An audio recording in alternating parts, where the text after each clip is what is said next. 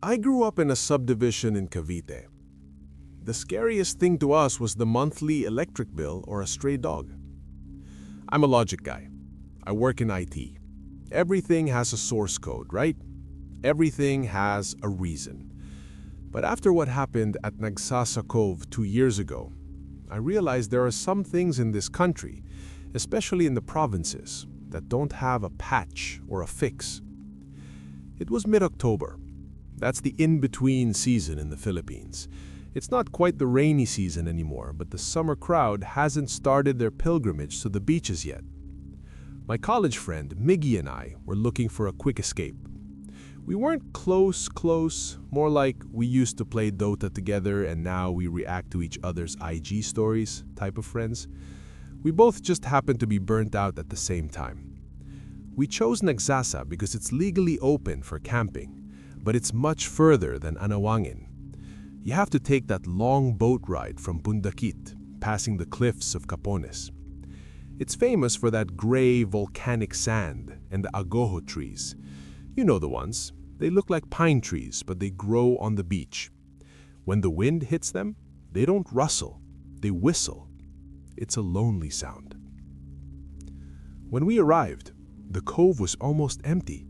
There were maybe 3 other groups, but Nagsasa is huge. One group was way off to the north, near the river, and another was just a tiny dot of a tent, about half a kilometer south. We were effectively alone in our little stretch. "Pare, this is it," Miggy said, dropping his heavy ROX backpack. No signals, no Slack notifications, just the sea. We set up our tent under a cluster of agoho trees. We did everything by the book. We cleared the area, set up our portable stove, and even chatted briefly with a caretaker who passed by to collect the 100 peso fee. He was a quiet guy, barely looked us in the eye. He just pointed to the mountains behind us and said, "Huwag masyadong lalapit sa sapa pag dilim." That means, don't go too near the creek after dark in English. "Okay, kuya," we replied, smiling. We got busy setting up just a few more of our stuff and enjoyed ourselves at the beach. The afternoon was beautiful. We drank a few beers, grilled some pork belly, and watched the sun dip behind the mountains. But as soon as the sun was gone, the vibe changed. In the city, dark is just a lack of light. In Nagsasa, the dark feels like a physical thing that sits on your shoulders. Around 8 p.m., we were sitting by our small LED lantern. The other campers' lights were so far away they looked like fallen stars. That's when the noises started. It wasn't the scary movie noise. It was a rhythmic knocking coming from the trees behind us. It sounded like someone hitting the trunk of an agoho tree with the flat of their hand. "Woodpecker?" Miggy asked, though he looked uncertain. "At night?" I replied. The knocking stopped. Then we heard a hiss, like a human calling for a dog. But there were no dogs around. The stray ones we'd seen earlier had all disappeared as soon as the sun set. "Hui!" Miggy called out into the dark. "Is there anyone there?" No answer. Only the whistling of the wind in the trees, which seemed to be getting louder even though the sea was calm. We brushed it off, since we had a few cans of beers and decided to head into the tent early. We weren't scared, just uncomfortable. You know that feeling when you're in a room and you realize someone has been watching you from a corner you didn't check? It was that, but stretched across an entire beach. We zipped up. We had a thin mesh layer and then the rainfly. I lay there staring at the ceiling of the tent. Miggy was already snoring, or trying to. Then I heard the footsteps. The sand has a very specific sound when you walk on it. It's a soft clump, and were slow. They circled the tent once, twice. They were heavy, like a grown man, but there was no sound of breathing. I sat up immediately and began waking up Miggy. "Miggy, gising." He jolted awake. "What is it?" "Someone's outside," I whispered. We both sat there frozen. The footsteps stopped right outside the tent flap. I could see a shadow silhouetted against the moonlight hitting the tent. But the shadow was wrong. It was tall, way too tall, maybe 7 or 8 feet, but very thin, like a shadow stretched out by a setting sun, but the moon was directly overhead. The figure didn't try to open the tent, it just stood there. Then it did something that still makes my skin crawl when I think about it. It started humming. It wasn't a song, it was a single, vibrating note that went on for minutes. It felt like the sound was coming from inside my own skull. "Hey!" Miggy yelled, his voice cracking. He grabbed his maglite and clicked it on, unzipping the tent flap in one violent motion. He shone the light out. Nothing. The sand was smooth. There were no footprints. The agoho trees were still. The shadow was gone. "Where the hell did it go?" Miggy was panicking now, sweeping the light left and right. The light hit the distant tents of the other campers. They were still there, tiny and silent. Whatever was standing inches from our tent had vanished in the 3 seconds it took to unzip the flap. We didn't sleep. We couldn't. We sat back to back inside the tent, keeping the light on. About an hour later, the trauma really set in. It wasn't about a jump scare. It was the realization that the beach wasn't empty. We started seeing them. At first, I thought it was my eyes playing tricks on me because of the low light, but then Miggy saw them too. Figures. They were walking along the shoreline, just where the waves meet the sand. There were dozens of them. They weren't solid. They looked like heat haze or smoke, slightly darker than the night sky. They weren't walking like people. They were gliding. They moved in a long, slow procession toward the north end of the beach, the area the caretaker told us to avoid. "Are those people?" Miggy whispered. "They're too many," I said, "and they're not using lights." As the procession passed our stretch of the beach, one of the figures stopped. It turned its head toward our tent. We couldn't see a face, just a hollow space where a face should be. It didn't do anything. It just stood there for what felt like an hour. We were paralyzed. It wasn't the fear of being attacked. It was the overwhelming sense of being insignificant. It felt like we had accidentally walked into someone else's private ceremony, and we were the intruders. Eventually, the figure turned and joined the others, disappearing into the darkness of the creek area. The rest of the night was a blur of small, impossible things. The sound of a child laughing right under our camping table. The smell of sampaguita flowers, which don't grow on a beach. The feeling of a hand resting on top of the tent. When the sun finally came up, the beach looked normal again. The gray sands and beautiful beach. It's like everything went back to normal.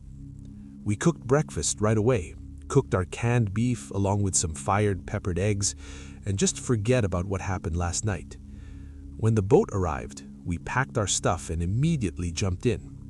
The boatman noticed our faces. "Mahirap bang matulog kagabi?" That means, "Was it hard to sleep last night?" I asked if there were other people that stayed close to our spot last night. The boatman looked at us and chuckled sarcastically, then back at us. He gave us a small, sad smile. "Hindi tao po sila yun, sir. Sila yung mga naiwan nung pumutok ang pinatubo. Huwag niyo na lang isipin. Sanay na kami sa kanila." And if I were to translate that, it means, "They aren't people, sir. They're the ones left behind when Pinatubo erupted. Just don't think about it. We're used to them." That hit me harder than any ghost story.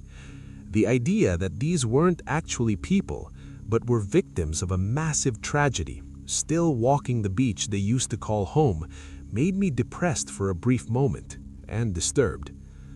We got back to the city, but the experience stayed with me. It's been 2 years. Miggy and I don't really talk much anymore. I think our corporate jobs really got us stuck these days.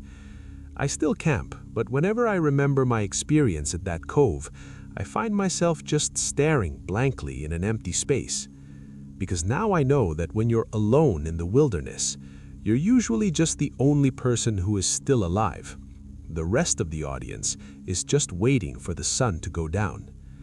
It's not the fear that they'll hurt you that's the trauma. It's the way they look at you, like you're a ghost in their world. And sometimes late at night in my apartment in Manila, I still hear that particular hiss I heard back at that beach, and I wonder if I ever really left that place, or something just came along with me.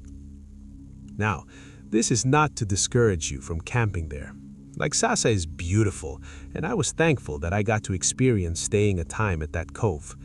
And that experience really made it literally unforgettable. You always remind yourself to always enjoy the places you're exploring and make the moments worth it. If you do camp there, or any isolated location, always pay respect to the people that are there and the people that were there.